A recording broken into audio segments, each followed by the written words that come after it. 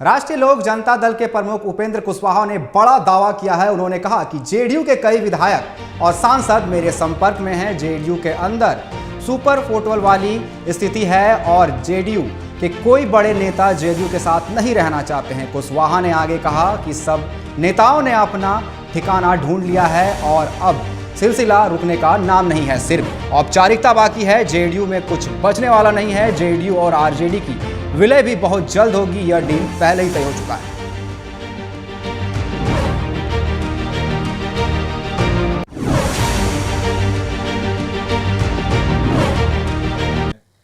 देखिए, हम किसी बयान के बारे में हमको जानकारी नहीं है, वो अलग विषय है, लेकिन जेडीयू के अंदर हमने बार बार कहा है कि सिर्फ फुटबॉल की स्थिति आगे आने वाले दिनों में और दिखेगी। वहाँ कोई भी एक दो अपवाद को छोड़ दीजिए तो जो भी बड़े नेता हों या नीचे के कार्यकर्ता, अब कोई जेडीयू के साथ नहीं रहने वाला है। सब लोगों को मालूम हो गया है कि जेडीयू का क्या हर्ष होना है। जिस दिन नीतीश कुमार जी ने निर्णय ले लिया कि हम अब लालटेन छाप जिंदाबाद करेंगे, बिहार को हम उसी खौफनाक स्थिति में फिर से पहुंचाएंगे जहां 2005 के पहले बिहार था, तो उस परिस्थिति में कौन उस पार्टी में रहने वाला है।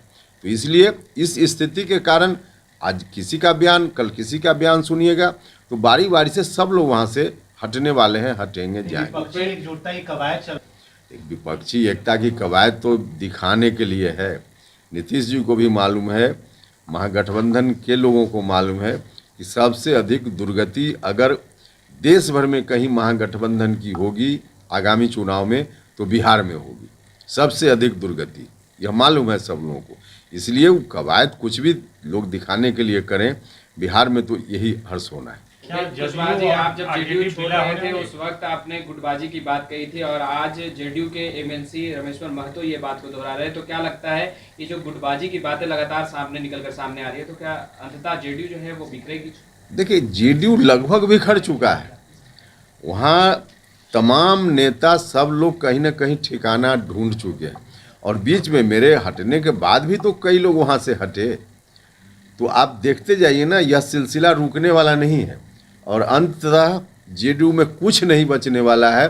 सिर्फ औपचारिकता बाकी रह गई है, कौन कब हटेंगे, लेकिन सभी हटेंगे। कहा जा रहा है कि आपके संपर्क में जेडीयू के कई विधायक और सांसद हैं और बीजेपी के संपर्क में। हाँ, निश्चित रूप से। देखिए, हमने कहा कि लगभग सभी लोग कहीं ना कहीं अपना ठिकाना ढूंढ चुके हैं। कुछ लोग मेरे संपर्क में भी हैं, यह बात बिल्कुल सच है। भारतीय जनता पार्टी के संपर्क में भी कुछ लोग हैं, कुछ लोग और कहीं संपर्क में होंगे। मतलब कुल मिला जुलाकर जेडीयू में उन लोगों का भविष्य बिल्कुल डार्क दिख रहा है उनको। इसलिए वहाँ कौन रहेगा? तो कोई नहीं वहाँ रहने वाला है। तो कहीं ना कहीं संपर्क तो लोगों का है ही। अब कब कौन हटेंगे औपचारिक रूप से यह समय बताएगा, लेकिन संपर्क में है मेरे साथ भी और अलग अलग जगह पर। जेडीयू की विलय होने वाली है?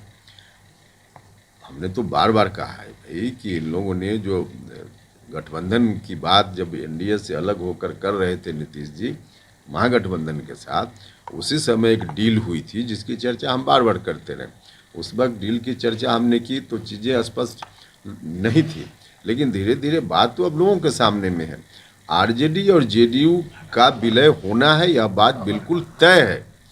कब होना है, 1 महीना में होगा कि 6 महीना में होगा, ये तो